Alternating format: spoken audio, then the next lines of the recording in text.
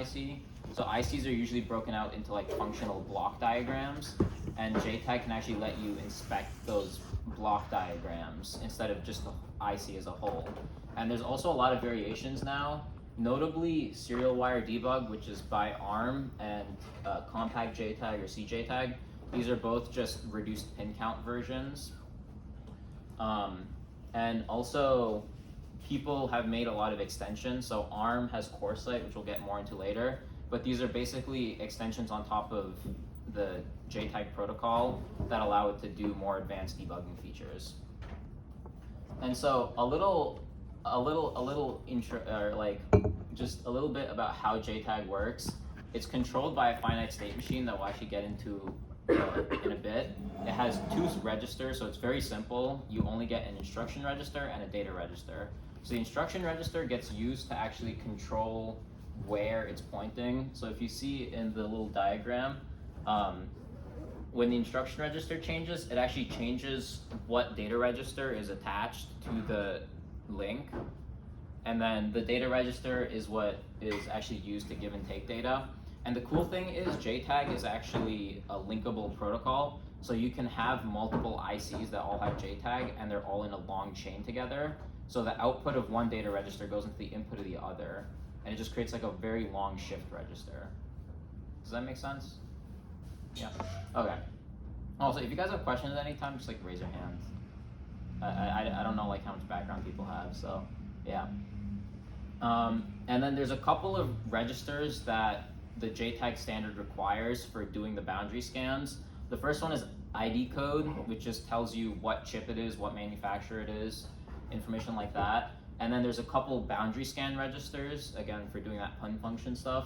There's sample, which will read the current state of the pins, and then you can shift it out through the data register. There's preload, which will write values to what are called scan cells, which basically sit between the actual I/O pin and the internal device controlling that I/O pin.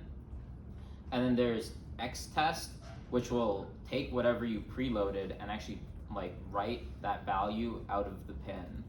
So that's how you can like set pins high and low. And then there's InTest, which is not required, but it's also usually found, which takes that value you wrote with preload and writes it inside the thing to test the chip internally. And then there's also a bypass register, which is just a 1-bit register if you don't want that device to do anything in the chain. So this is the JTAG state machine. It's controlled via 2 pins, the clock pin, which will advance the state machine, and then the machine state pin, which will actually tell it which branch to go down. And a cool little fact that's used for synchronization is that no matter where you are in the state machine, if you hold the TMS pin or the state machine pin high 5 times, it'll always go to reset. So that's how you can synchronize stuff. And now we have a little example of actually using JTAG to set all of the pins on some IC to high. So you'd start in your initial reset state, and then you would first set TMS to 1 to get to idle, so you can actually start writing stuff. And the first thing we're going to want to do is we're going to actually want to write the value for the like preload register into the instruction register, so we can actually go to that register and start writing to it.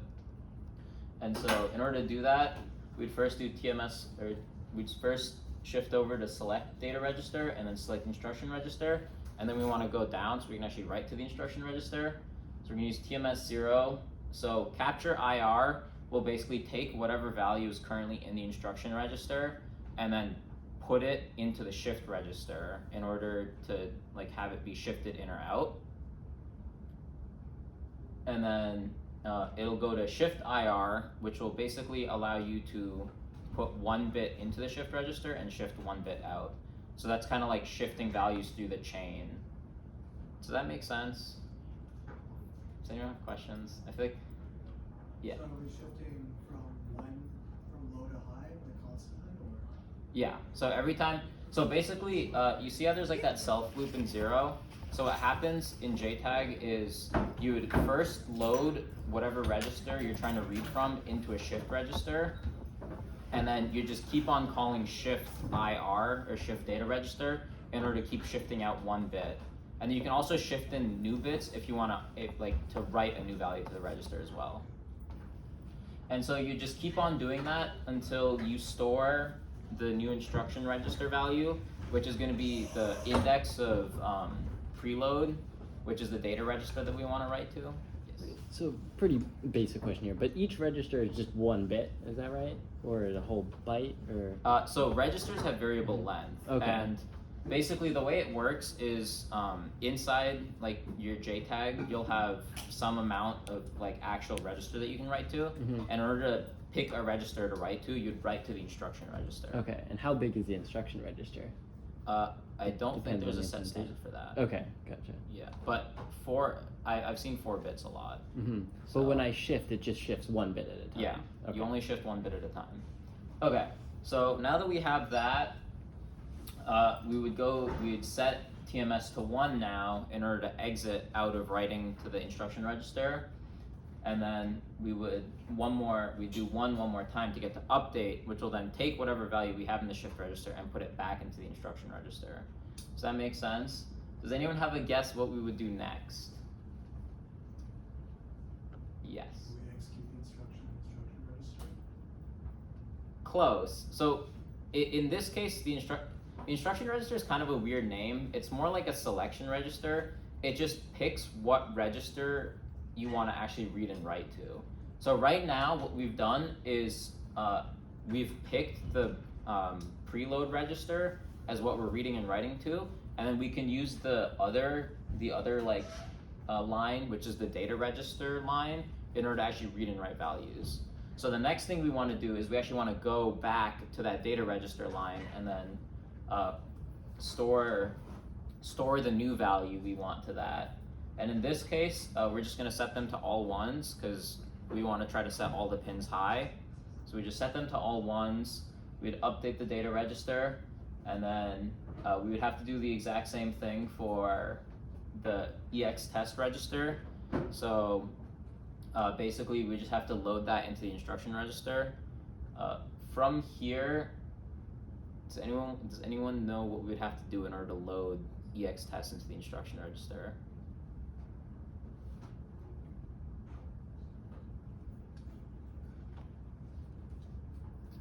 Okay. Okay. Does everyone understand what the instruction register does? No. Okay. Let's go over that. So, in JTAG, you can have like some registers, right? So, this is very important to know for the stuff that happens later in the slides. So it's very important that you have a solid foundation of this. So let's just say we have R1, R2, R3, and then R4, right?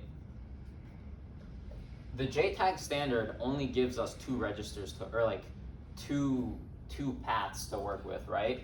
We have an IR path, and then we have a DR path, right? So the question is, how can we read and write from all 4 of these registers using only those 2 like registers?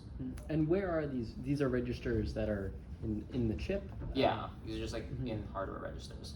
Okay. And this is not fixed. Like this changes from chip to chip. The ones I was talking about before, these are the ones that are required. Those are the ones that are required, but manufacturers can add whatever registers they want onto that. Yes. So you can have a variable number of registers, Yes. and then also can you like if a register is classified as an instruction register, can it only be an instruction register? There is no such thing as like a register being classified as an instruction register. So they use a little bit of weird naming, and they probably could have done this better. The instruction register is basically just like an index. So the instruction register stores some index into, like, let's say 3. And that's an index And that's into an our index registers? into what register you actually want to be accessing. Well, you can use the marker over there. So it's kind of like a pointer? It's kind of like a Okay. pointer. So the instruction register is a pointer, And then the data register actually is what you use to read and write to that register. So that's how JTAG allows you to just access an arbitrary number of registers. Okay. Does that make sense? So the IR is what you're reading and writing to, and DR gives the instructions of what are the values of what you're reading and writing. Yes.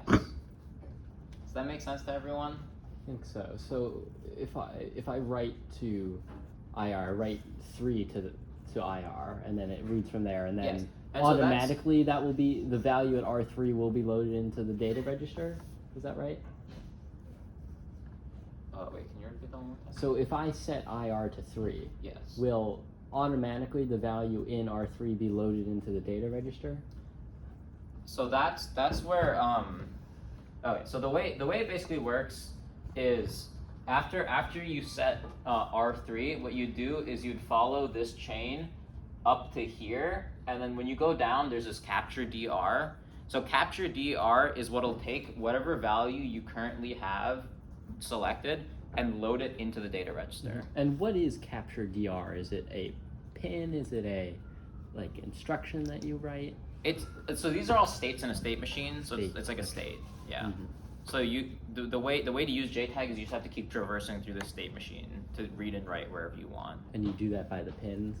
Yeah, so that would be TMS and T-clock. Okay. Okay. And so in our case, we have this preload register that we're trying to get to. So what we do is we're gonna first go to IR and then update our IR in order to store the preload value. So this is 5 now, which means this is now pointing down here. Does that make sense? So all the special registers have an index that's like. Yeah. Okay. And it's not like it can change between ICs. That's why I didn't put a specific number in there, is because preload can be at a different index for different ICs. And then what does preload do again? You can explain that. So preload will basically, so what JTAG was originally meant for is, let's say you have these 4 pins, right? So you have the actual IC that has your 4 outputs, but you wanna be able to test whether these pins have good electrical continuity on the PCB itself, right? So in order to do that, what JTAG introduces is it introduces what's called a boundary cell or a boundary layer, and preload will load a value into this layer that you then want to output over these pins. So it's a test value? Yeah. Okay. Does that make sense? It's not really too important what preload does, but yeah. So that's what sets that.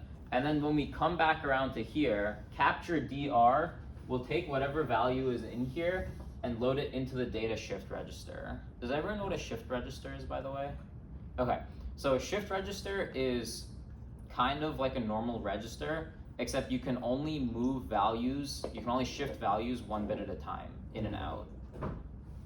So that's it's used here because JTAG works in a shifting manner. Okay, any other questions? I know how debugging software code works. Yes. What am I looking to debug when I'm using JTAG?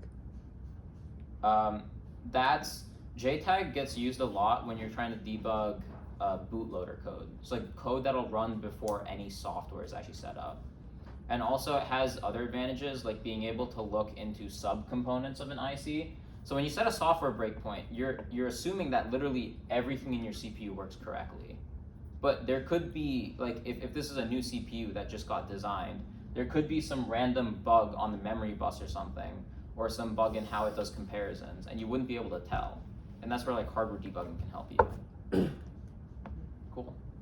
Okay. I got one more question. Yeah. Physically, where would I read out the IR and DR?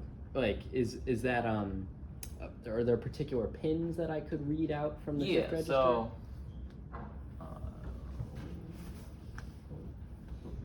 so these 4 pins are exposed to the user, Okay. and so TDI is where you'd send data into shift registers. Okay. And then this is where you'd read data out of the shift registers. Okay. And then TMS and Those are TCK. the machine state and clock for controlling the state machine. I see. So when I'm controlling the machine, the state machine, am I just controlling TMS, or am I also working with the clock? You're also working with the clock. Yeah, so TMS sets what you want to do next, and then the clock actually advances the state one. Or- Wait, but you would have a constant value for the clock? yeah, so the clock is just like a normal clock signal. It just keeps on alternating. Mm-hmm. And is TMS, it's just a digital thing. So how do I, like, if I set it high, that goes to the next state? Is that how that works? Yeah, so if you look at the state machine, I don't know if it might be hard to see, but there's like little zeros and ones. Mm-hmm. So that's the value of TMS when the clock gets pulsed. Mm-hmm. So for example, if you're in this state and TMS is 0, when the clock gets pulsed, it'll just reset back to this state. Oh, And then if okay. it's 1, it'll then continue on Okay. and go down. So that's how you can like traverse through it. Okay, that makes sense. Okay. And then, so does everyone understand how this example works of setting all the pins high? Cool. Okay, sweet. Next, doing it with ARM. This is where debugging actually comes in. So ARM has what I think is a really good debug environment for over JTAG. And they add a couple extra things to JTAG, which we're gonna go over. But first we have some terminology. So a debug port is basically, it basically controls whatever you're debugging. So it has registers to control things like different power plane or like different power sections. So you can like power up the chip, you can reset the chip, do stuff like that. And then it also has registers to actually control what you're trying to access. And what you're trying to access is done through access ports, which basically hook into a specific system resource. So for example, that bottom access port is going to the APB, which is the advanced peripheral bus. So that would let you access different peripherals attached to the CPU. And then the debug access port, or the DAP, is just like a combination of those. Yes. Is this done through the Uh, motherboard? System or? No, this would be like IC level. So like a single IC would have all of this in it. Yeah. And also everything is a register. So everything we're gonna be talking about is registers in this case. So yeah. Okay. So we were talking about how we had like the required JTAG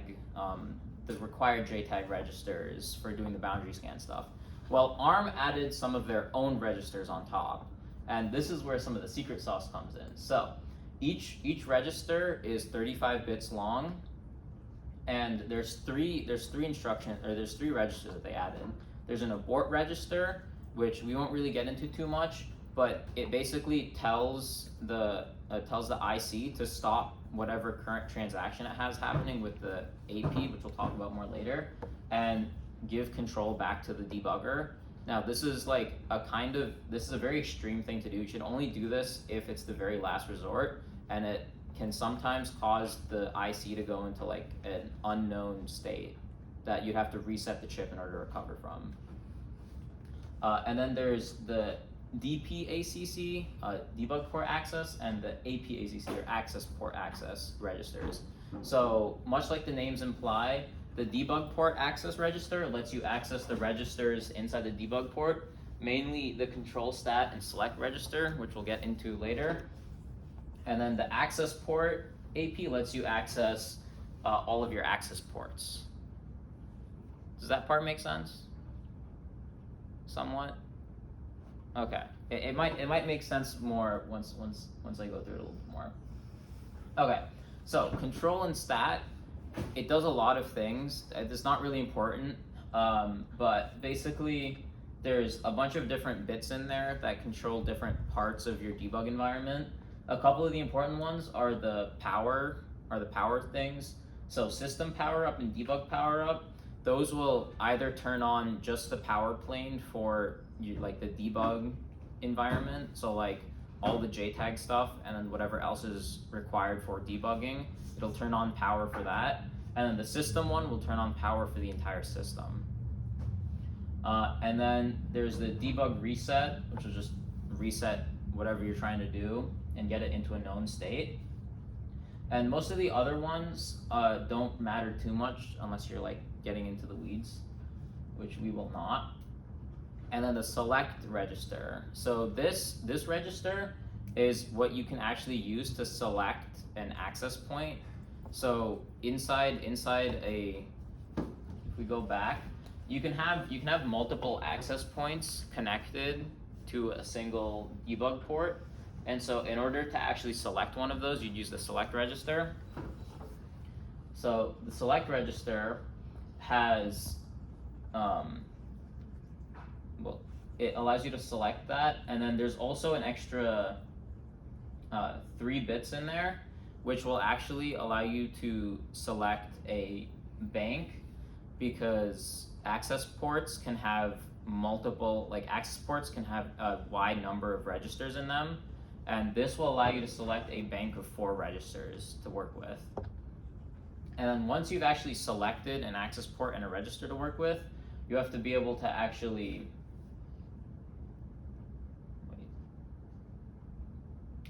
okay.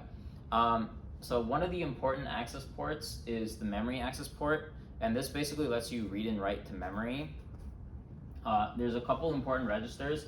The control and status word register allow you to pick whether you're reading or writing, and also how much you want to read and write. So you can write like 1 word, or like 8 or a byte, or like 4 bytes.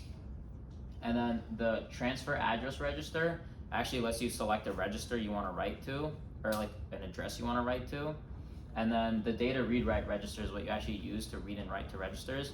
So with this, you can basically read and write to anywhere in the chip or in the IC. And this is like a really powerful primitive that actually gets used, or that like all the other debug stuff gets built on top of. And one of the important registers in here is the base register, which we'll get into more later, but that actually stores a base address, which stores information about all of the debug, stores information about all the debug components and like debug capabilities on this IC. And that's how ARM creates such like a extensible and kind of flexible debug system. This is a diagram of how it all works.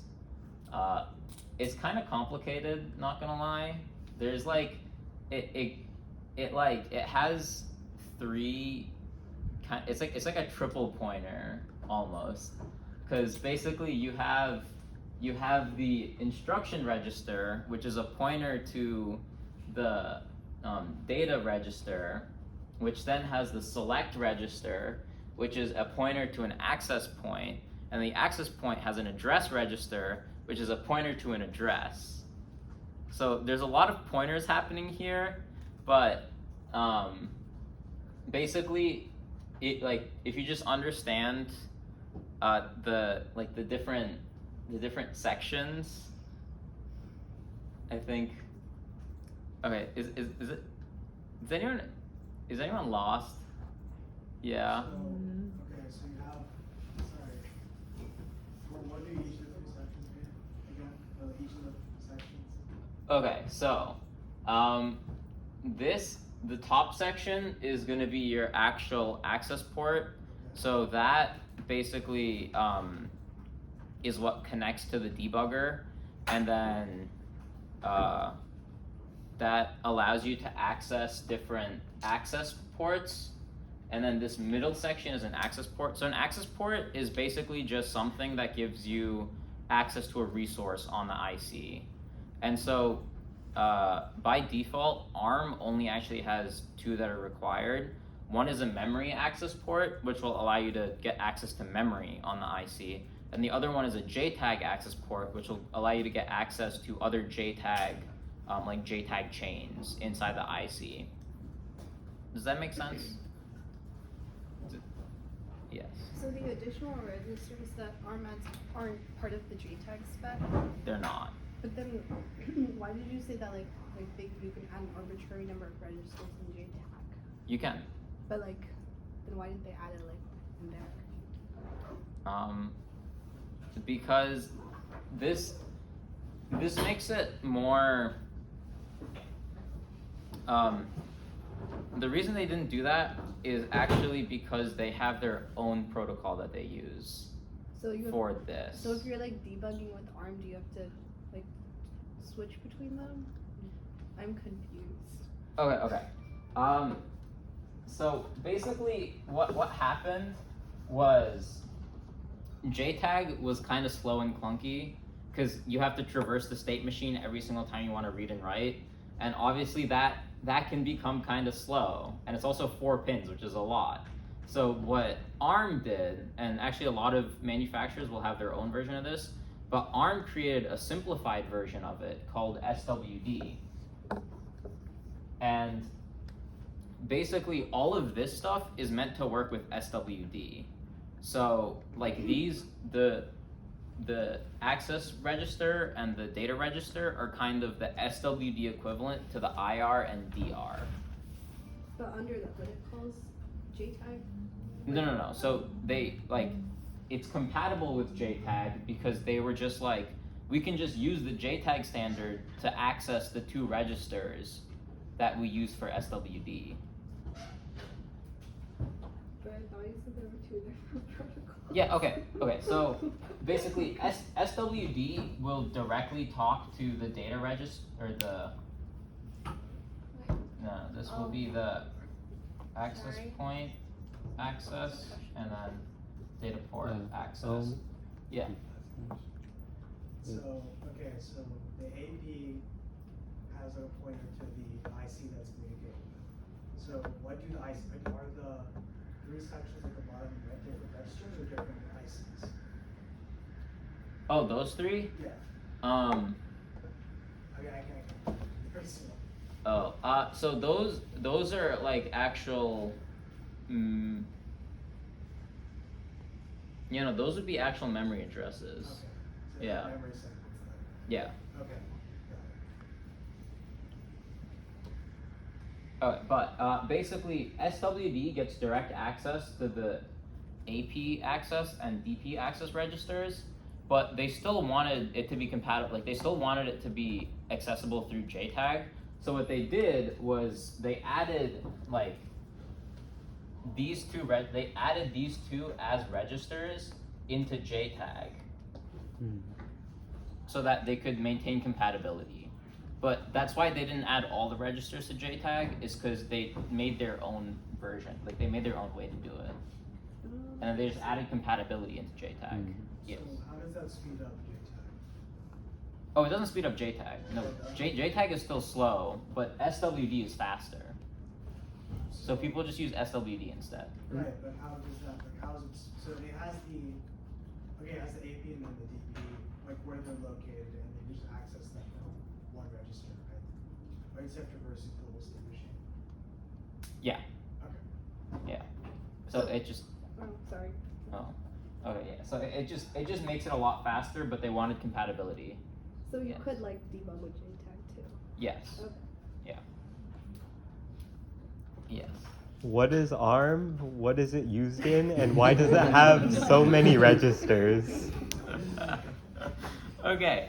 ARM is a manufacturer slash not a manufacturer, an intellectual property holder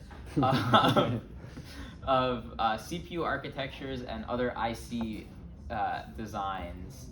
And what were the other questions? What is it used in, and why does it have so many registers? It's used in many products.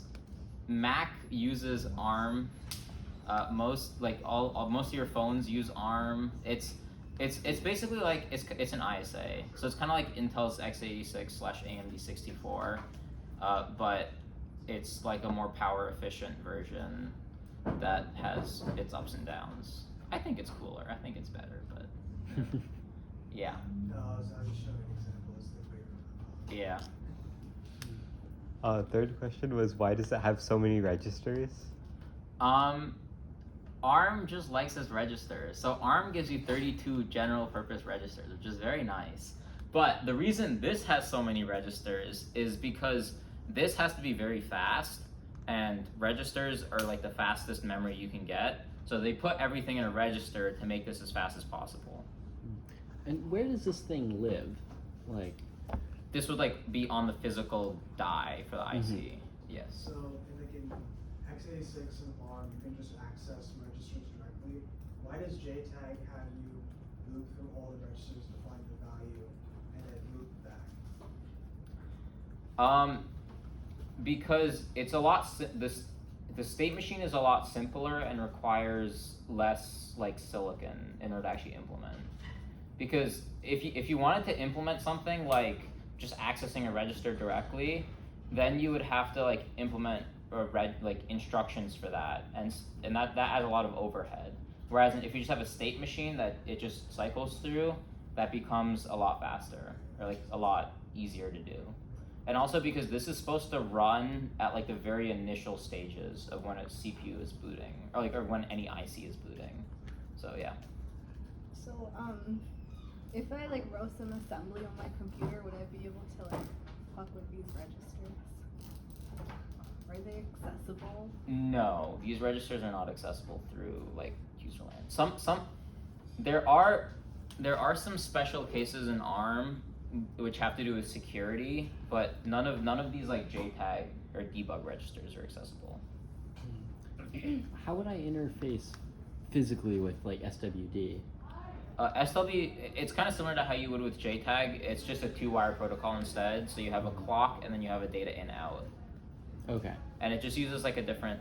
Basically, what ARM wanted to do is they wanted to make this interface independent. So they were thinking, oh, you can put any like specific protocol you want. So you could probably just like put SPI on top of this if you really wanted. Okay. It's not very smart, but you probably could. Mhm. And all you would have to do is access these, or like have some way to read and write to these 2 registers, and you get access to the entire debug stack. So it's kind of built for modularity. So when you're like writing like ARM assembly, for example, you don't have access to all 32 registers? Oh no, those are Or these 32 are general separate. purpose. Oh, okay, yeah, right, these are right, separate. right. Yeah, ARM has a lot of registers. Okay. In fact, most hardware has a lot more registers than you would think. Okay. Wait, But I have yeah. another question. So like if for example, I wanted to, I don't know, debug my phone or whatever, it has like a lot of ICs, right? Yes. So like would I have to like figure out which IC like corresponded with whatever I wanted to debug and then go from there? Like how would that work? Phones usually use what's called a system on a chip, which integrates a lot of different components into one thing. And usually system on a chips will have a single like access port or a single debug port that you can use, and then they'll use this kind of like access port protocol or like this architecture where they can have multiple like sub things in the IC connected as access ports to that single debug port. Yes. So is it completely impossible to access via software even if you have complete kernel access? A lot of these registers, yes. Like it's just not in the hardware to do that. So, yeah. So is one of those registers used to store like hardware specific info that only it can access? Like these registers? Because like you said, you have a bunch of userland accessible registers, right? And you can't access them through kernel space either. So what are those registers used for? They're used to store whatever data you want to like pass through The IR, the the DR. yeah. Oh, okay, I see. Yeah. Okay. Any other questions? Okay. Have people tried to like make them accessible? It's not in the hardware. Like have you- they tried to like mess up? Like can you not do It that? Okay. In order for something to be accessible, it has to be actually connected to like some I bus see. that the CPU can like Okay. then or like that the thing can then use. But these registers are just kind of standalone on their own, just chilling there. Okay. Because there's really no reason for a userland program to be modifying the DP access register. Like, what would they even do with that? And so, can you explain one more time the difference between DP-ACC and AP-ACC? Because it looks like they have the same structure there. Yes. So, oh, actually, I think I forgot to talk about that. So, I feel better. DPs and AP-ACCs, those are used to access different. Those are used to access registers inside both the debug port, which basically controls like the debug environment, and then the access port, which gives you access to a specific system resource. So the way they're structured is they have 35 bits. The very first bit will be a read or write bit, which will basically allow you to either like write data, to like tell it whether you want to write data or read data. Then the next two are address bits. So those get used to actually select which register specifically you want to write to. And if you remember from before, from after, remember how this bank select selects a group of 4 registers? Something like that. Yeah. So this the select register basically tells the debug thing what you're trying to access, like what access port you're trying to get to, and then in order to actually like select a specific register, use the 2 bits in the AP-ACC like register, because it'll store 2 address bits for like what specific address in that block you're trying to access. And then the rest of the 32 bits are just data bits. Okay. Does that answer your question? Yes. Yeah? Okay. Okay. Yeah, so this is the memory address. That, and then CoreSight. So CoreSight is ARM's like debug kind of framework, and it works using the ROM table that's pointed to by the base register. So that base register will point to a table that will basically store a bunch of information about all of the debug capabilities, like all the debug components that are available on that system. And this creates a very flexible system, like flexible environment, where you can basically interchange, or you can like add different like hardware debugging capabilities based on what you need. So some of them include Flash breakpoints. So that allows you to set breakpoints directly in like Flash instead of having to do it in code that's loaded in RAM. Then there's also trace. So tracing is basically like an alternative to debugging, where instead of invasively like modifying execution or stopping the program, you let the program run normally, and then you just monitor all the instructions that get run or all the branches that get taken. So there's things to allow you to do that. And then on the picture, there's some more common ones. So there's watch points, and then like single stepping and different CPU breakpoint like things. And so basically the base address will just point to a ROM table that contains like sections for all of these, and they can kind of have like nested ROM tables.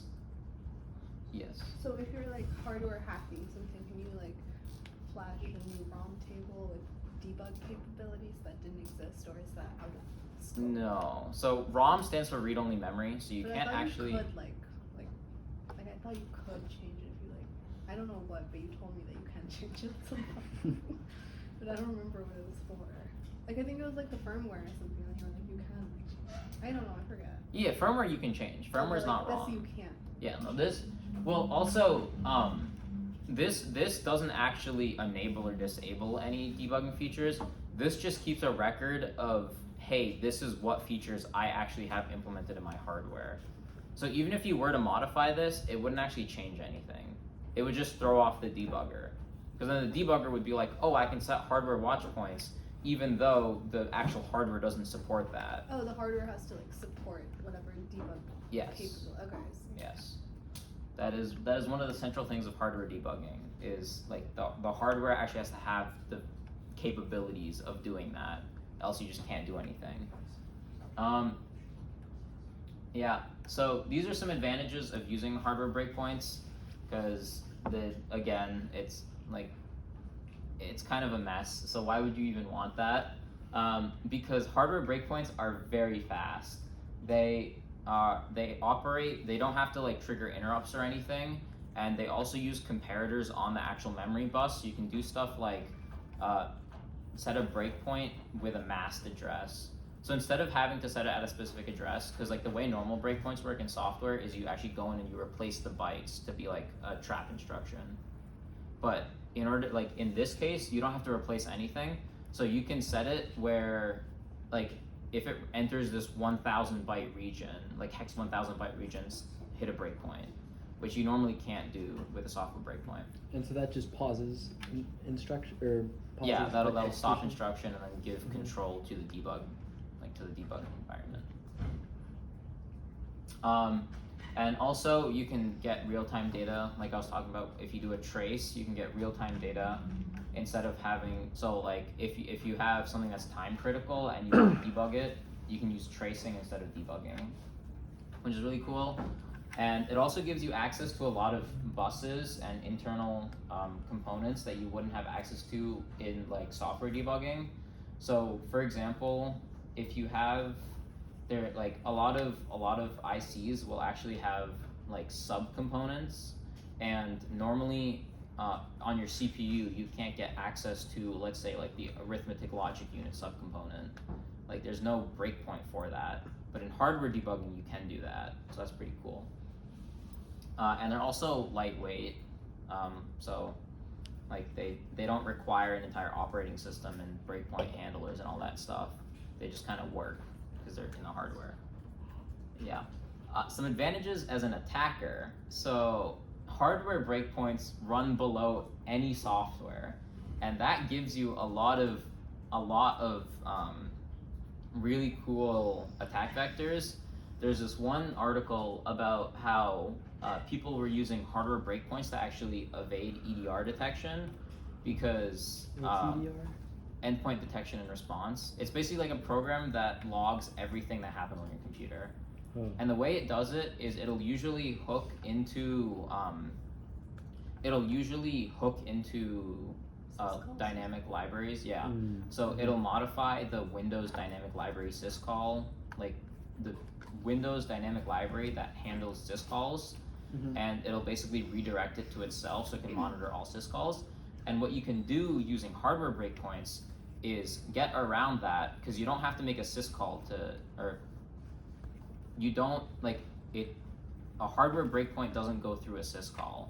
So you can set a hardware breakpoint, catch it, and then pull the dynamic library before it gets hooked by the EDR, and use it as a clean version of the dynamic library. I have two questions. So why would a manufacturer like leave hardware breakpoints enabled? Is it just because they're lazy and they don't want to like make two different versions? No. Hardware breakpoints are really helpful for downstream developers as well. So if you're a CPU manufacturer like Intel or AMD or like one of the 100 companies that make ARM CPUs, right? You make the CPU and you know that the CPU works correctly, but you don't know, like you don't know what software people are going to put on it afterwards, and then people want to test the software that they put on there, and it might not be running a full operating system or running something that can be like breakpointed, or they want one of the other advantages like tracing or faster breakpoints. But is it safe to assume like something like ARM chips produced by Apple like would not have this, because they don't want anyone to run software that's not? Yes. Okay. And then And a lot of chips will actually have different lockdown things, which is the next slide. Oh yeah. so we can go. We can take turns. Yeah. Where would EDR be used? Like, who's deploying EDR? Most big companies will use EDR. Okay. It's used in like their SOC and like their infrastructure to actually monitor all their computers and endpoints and make sure that there's no like malicious activity happening. Okay, like a CrowdStrike sysadmin. CrowdStrike is an EDR thing. I think like I don't know if you heard Microsoft about the Defender, CrowdStrike you want to thing, report but this that's bug. EDR. Okay. Yes. What's the meaning of the asterisk? Oh, the asterisk. No software protection can stop at asterisks, because there are some implementations that have like software registers that can actually disable like the JTAG or SWD access. So on most implementations, no software can like there's no universal software fix. Kind of like how ASLR can mitigate like any exploit that uses fixed addresses. ASLR can mitigate that. There's nothing like that for hardware breakpoints or like hardware debugging. What's ASLR? It doesn't matter. Address Very space good. layout randomization. We use random addresses for each part of the ring. Okay. Yes. So I'm assuming that you would have to get physical access to set up this hardware breakpoint. Yes. Requires physical access. Well, It does require physical access. that seems Yeah. like a worse way to become a hacker. Like you go into a company and then you break into Yeah, no, their this data isn't center. this becomes really useful when you have like a product that has intellectual property on it and you want to steal that intellectual property. Hmm. If someone spends like $1 million creating the, I don't know, best streaming service ever, and they have some like proprietary compression algorithm that they put on the TV box that they hand out to people. On your You- reverse engineering. Yeah, Okay. you would want to get that algorithm, and this can help you get that. Like, yeah, Did we have a question? I don't know. I have another question too. Okay. Yeah. So are you gonna go over like how you would go about setting this up? That was supposed to be the demo, but it didn't work. Yeah. So it, like, I don't remember when, but I watched a video a while ago where they used like JTAG on like an iPhone. Why would Apple leave JTAG exposed, especially since like they're known for like being really like close? Yeah. I think what happened was normally I think there was some weird thing where you could get like you weren't supposed to like by default Apple tried to turn it off, but I think there was something weird where like you could get JTAG access. I don't actually know. Special like programmable fuses almost inside of an IC that can only be burned once, and then once they're burned, they can like disable certain features forever.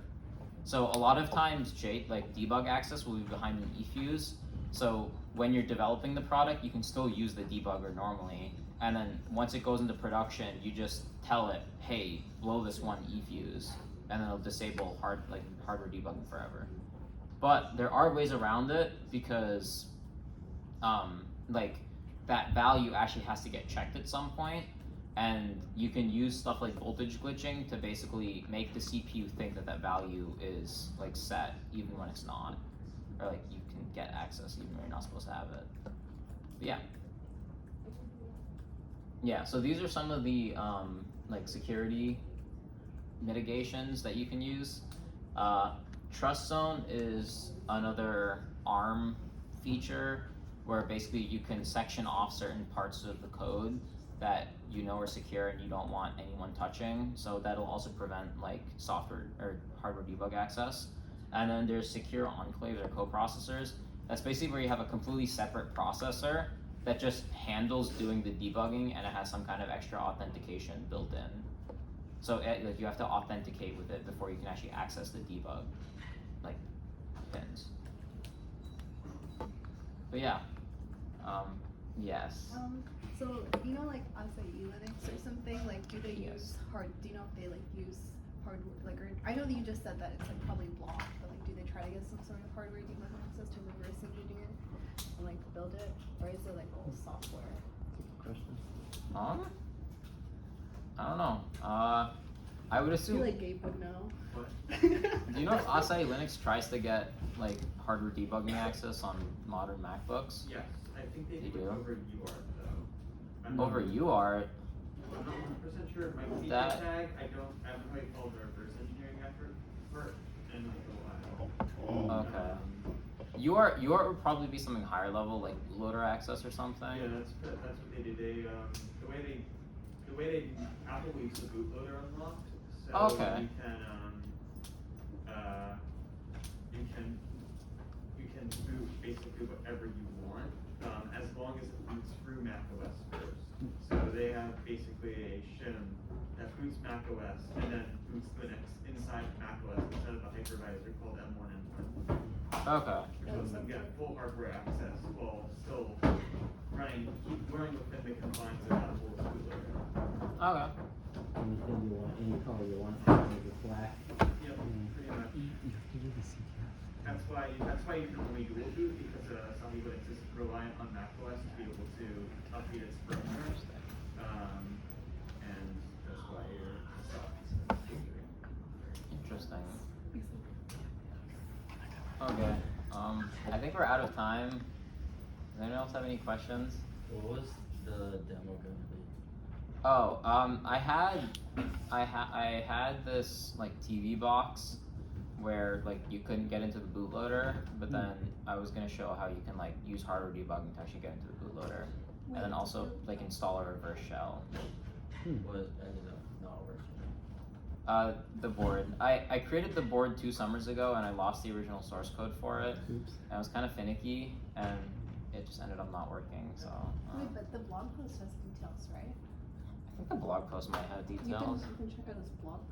Where's the blog Wait, post? or should Maddie like do a demo? One more time. So, the intro, are you guys doing shilling?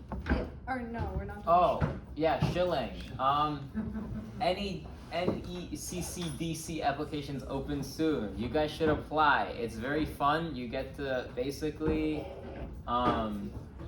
you get to attack, or you get to try to defend a corporate network that's being attacked by people with more than 100 years of collective pen test experience.